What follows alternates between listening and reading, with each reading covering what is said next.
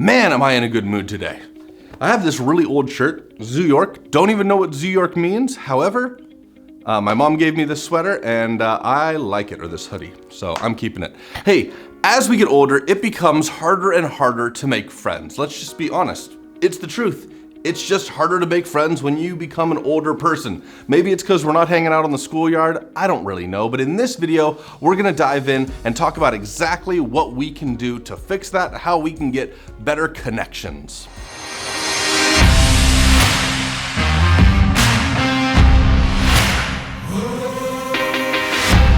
Hi, I'm Tyus and I make videos about freedom. Jim Morrison said, "A friend is somebody who gives you total freedom to be yourself." So let's make a video specifically about how to make friends so that you can be the best version of yourself possible. Now, with this pandemic that's been going on across the world, it's been harder and harder to, well, obviously it's caused a massive load of pressure on our economic system. It's killed a lot of people, but it's also separated us from our friends, our family, our loved ones. We feel like some of the most isolated people on the planet because legitimately this is a time when we've been more isolated than ever before. What are we gonna do about it? Well, this video we're gonna talk about how to make friends as an adult, and I know that sounds kind of sad, but it's not. It's something that we all deal with. And, well, especially adults. If you're a kid, it seems really easy to make friends, but it can be difficult. So we're going to go over how to do that in this video. I like to say that life is a team sport. And that's because I can't get through it without the people I know and I love and that support me. And by the way, thank you for supporting me by watching this video. It means a lot to me. It really, really does. And so if you care a lot about living a freer life and you want more information on that, hit subscribe because you'll get more of these videos. And if you don't care at all about living the freest, best life possible for yourself, then don't hit the like button. But that means you're kind of a weirdo, I think. You know, so hit the like button. It's the only way to be normal. But anyways, about friendship, it's really important that we connect with other people. In fact, if you were to take a baby and it is deprived from touch, but you still feed it, you still give it everything it needs to survive, but it's just deprived touch, eventually it stops growing and it'll eventually die. That's how important friendship is. That's how important it is for us to connect with other human beings. It's crucial. It's absolutely paramount that it happens.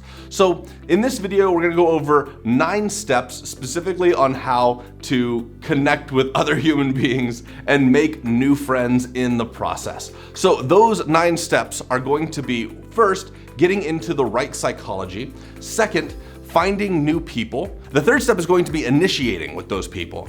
Then we're gonna talk about how to do active listening, identifying commonalities between each other. We're gonna talk about finding what their needs are, offering help and knowledge, whatever help or knowledge you might have to give them.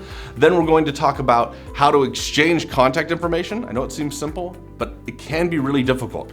And then we're going to talk about some best ways to follow up with people. Basically, we're gonna go through the process of creating a relationship in the shortest period of time possible so that we can optimize the quantity of friends we have every day.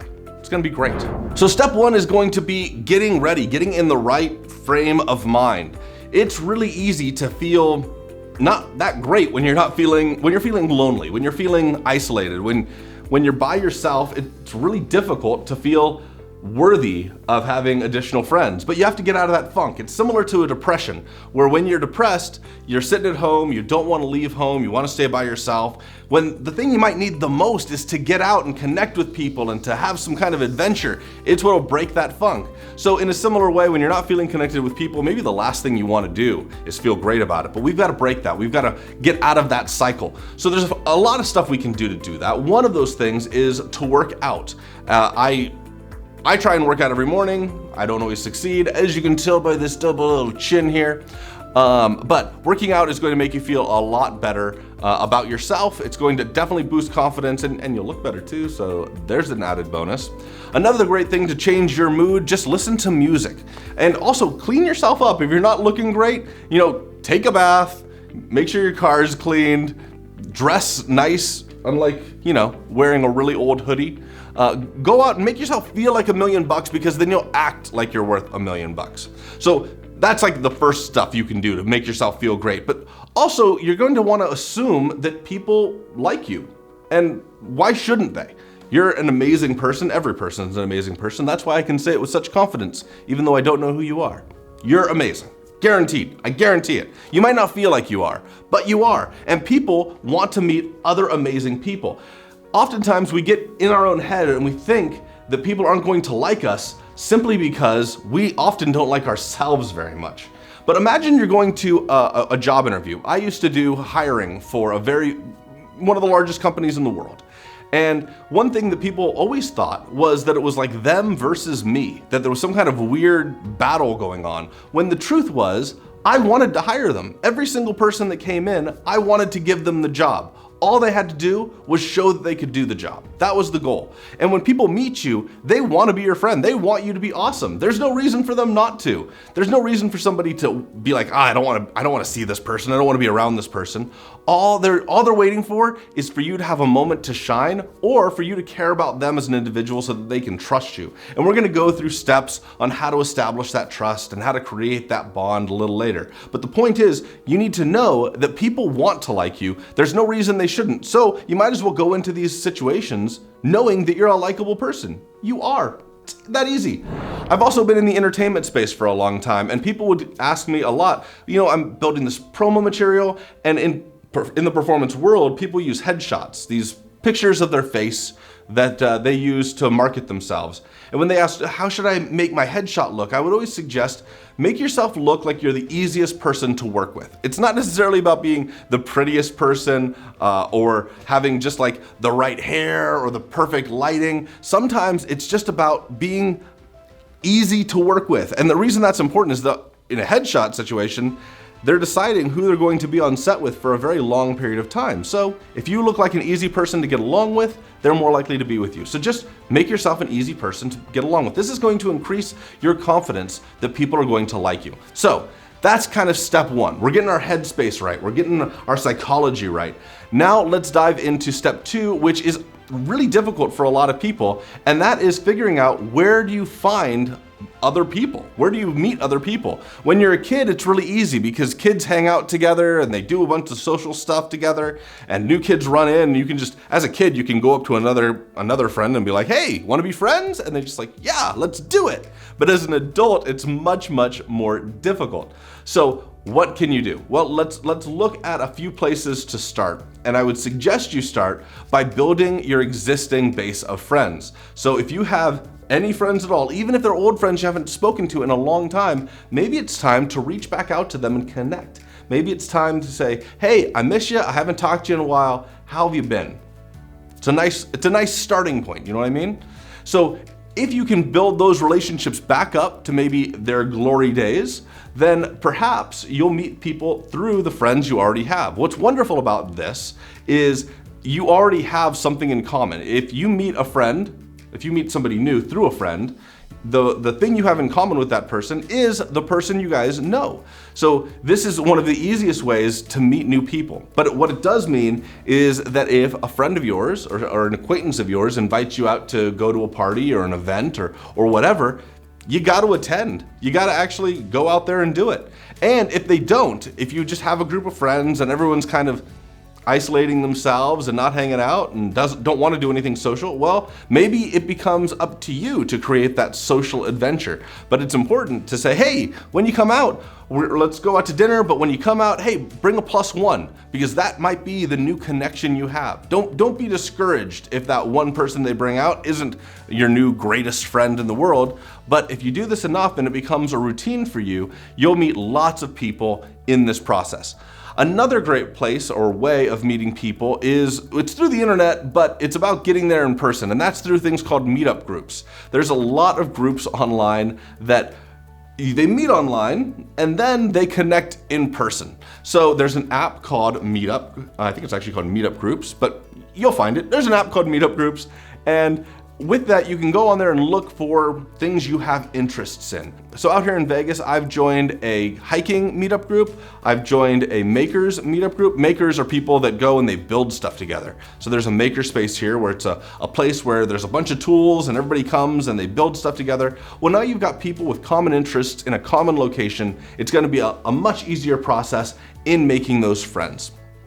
So another place is outside of a meetup group would be to take a class. And I know it's scary, but you could take classes in person. I know the internet is not the only place where you can learn things. You can learn stuff outside of YouTube, but please stay on my YouTube channel. Very important for me. I love you. Hit subscribe again. So shameless. I'm sorry, it's so shameless. So go take some classes. If you want to learn something new, maybe for me, I took a class on electronics and how to wire and solder and all this crazy stuff, and I met a bunch of friends there. Maybe it is going to be a book group that you want to join and you want to learn more about these books. A lot of people make strong connections in like church or other social gatherings, social places where people automatically have common interest based off the fact that they're at the same place, so they must have the same interest.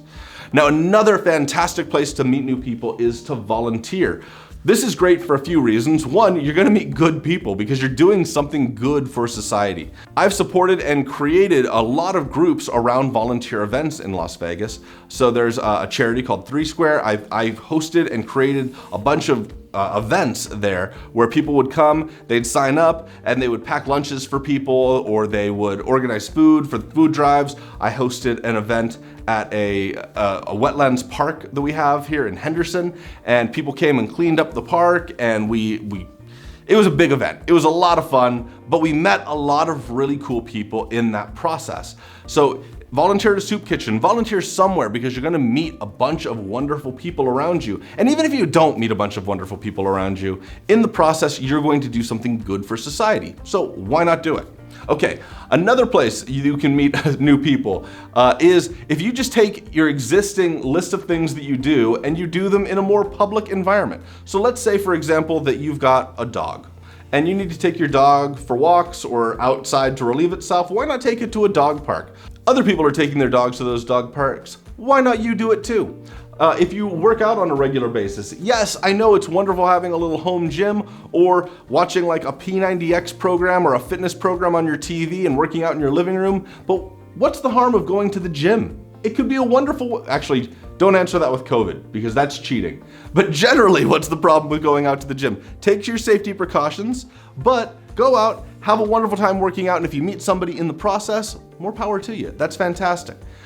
If you go shopping, most people are now shopping all online. They're getting everything from Amazon, they're getting everything from eBay, they're getting stuff from wherever, but they're going online and hoping that it gets delivered to them. What's the harm in going out and buying something in person? And then when you've got a question about that product, you can ask the associate or you can ask somebody else who's shopping there. This is a great place to meet new people. If you've got kids, take them to their sporting events, take them to school.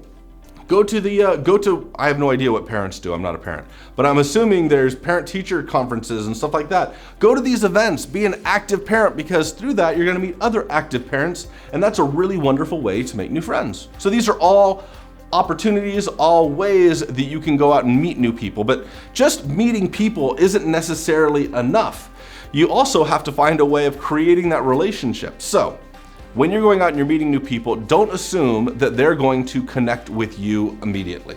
In fact, you're probably going to have to be the one to initiate contact, and I know that can be super, super scary. So here's some tips on that. First, the best way to connect with human beings is to ask questions. We're social creatures, and we want to help one another. We want to be on each other's side. So if you go out and you ask questions, if you say like, hey, you know what? I got a question for you. Is blue light overdone? Are these colored lights that I've got in this video, are these overused in YouTube videos? Comment below just so I can understand if I'm using this too much. Well, in real life, you're not going to ask if they've got colored lights, and that's too cliche in YouTube videos. But you could ask, hey, what type of yogurt do you recommend I purchase? I just noticed you picked some up. Why did you choose this brand versus this brand? These questions are called opinion openers, is a really easy way to connect with people because it's finding a commonality that you can discuss to create a connection. Now, it might stop there. They might just give you an answer and be on their way. If you go up to somebody and say, hey, what time is it? They'll probably just give you the time and walk away. That's fine. Don't be discouraged because a question didn't lead to a great friendship.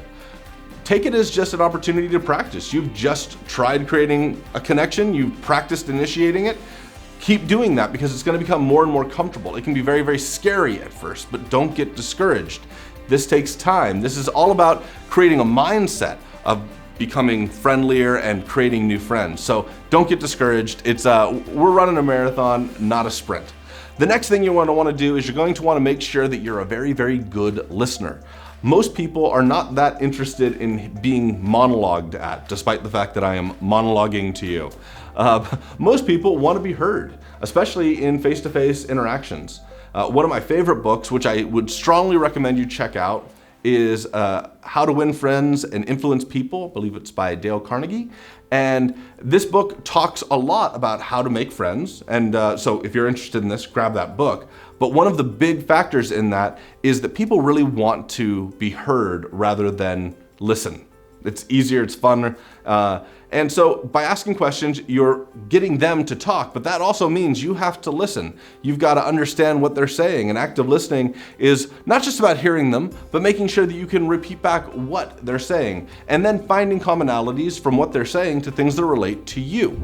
As you're listening to them, ask questions. Make sure that those are honest, make sure that those are sincere. That's going to be really important. And when they start listening to you, because this goes both directions in a conversation, when they start asking you questions, make sure that you're answering honestly and sincerely and being vulnerable. Nothing is so unnerving as somebody who is acting like insincere, who's acting like they're playing a character or a role to try and be liked as opposed to just being themselves. Don't be afraid of who you are. You're a wonderful person. So it's okay to be yourself. When they start asking you questions, just be vulnerable with that. It's okay to be vulnerable. In fact, it's a sign of strength to be able to show that you're comfortable with who you are. Okay, so now you've listened to them, they've listened to you, you find yourself in likely a very commonplace situation. So what you're going to look for is commonalities between each other. Now that might have come from the conversation you're having. It might have been something that you might have said something that spurred their imagination and they're like, oh, I have that in common too. I like going to dog parks. Or maybe it's something that this person travels to national parks and you like hiking. Well, those aren't exactly the same thing, but they're close. And they might be able to be a commonality that you share. So if you spot something that you might have in common or a common interest, bring it up. And if you don't have that interest, maybe they have a lot of experience with airplanes and you don't, so it's not a commonality, but you're curious about it, maybe that's enough to create some level of commonality. You can use your curiosity to make them comfortable. Maybe they're a medical expert. There's tons of questions to ask anybody about what they're passionate about. I don't drink coffee, but one of my favorite conversations was with an expert in coffee. He basically started telling me about how it looks like under a microscope and how the water has to be a very specific temperature. And it was absolutely fascinating as a conversation. And this person felt really connected to me, not because I had commonality with the coffee, but because I cared about what he cared about. And that created common ground between us. So find commonality between the two of you, and that's going to create initially a really strong bond. However, that commonality is not enough. You've got to expand out from there, and that is where you look for their needs. This is something that I do constantly. I'm constantly trying to find what people need, what they want, what their desires are, what they're passionate about, and what is not yet fulfilled in their life. Now, that doesn't mean that I'm trying to pick at problems. I just want to know what their goals are, what they want. And there's a reason why I want to know this, and it's because I'm trying to help people. And when I find opportunities to help them, it often connects me to them in a much deeper way. So if somebody says, oh, I'm interested in videography, well, great, I've got a bunch of stuff like that, or social media stuff. Like, I do plenty of that, and most people have social media accounts. But there's often times where somebody will connect with me about something that I'm not necessarily an expert at, but I know other people that are. So I've had people come to me and say, oh, I'm in this weight loss challenge. And you know what? I know a personal trainer. I know a lot of personal trainers. Why don't I put you in contact with some of the best people out there? And it'll be a really great way of you meeting and you meeting new people, but also finding solutions to the goals you're trying to achieve. You'll never be able to create this motion if you don't identify what they're looking for, what a person is moving toward. So it's really, really important, at least for my personal strategy, to find out what somebody's needs are so that those can be fulfilled. That way I can offer help, I can offer my knowledge if I've got it, I can offer sometimes my labor if I've got the time or the energy or the resources to do it, or I can offer a connection. Now, once that is done, the next step is going to be to follow up. If I just have this wonderful singular interaction with somebody, it's not enough. That's not a friendship, that's an interaction, which is nice, but if we can take it farther than that, I want to. So let's say I referred them to my bodybuilder friends, my personal trainer friends to help them lose weight. I might follow up with them in a few days and say, hey, did you reach out to them? How did it go? What came of that? Maybe I'll invite them out, tell them, hey, I found this really healthy place to eat food, that they make some great high protein meals. Let's go out and grab a bite to eat and follow up. So I'm finding ways of connecting with them after the fact. And then ultimately, the big goal is to invite them into my friend group. Now, maybe my friend group is very small to start off with, but as this keeps progressing and keeps advancing, my friend group will grow and grow and grow. And I'm going to collect a group of diverse, wonderful people to surround myself with. Now, I'm passionate on the idea that you become the average of the people you spend the most time with. And because of that, I love spending time with people that have really diverse and uncommon interests. It makes me an uncommon person, and I don't want to be a common person. I want to have diverse ranges of experiences and diverse knowledge. So I find people that are different than each other. If I hang out with people that all have the exact same interests and are all exactly like me, well, then I'm not really going to advance or grow as a person.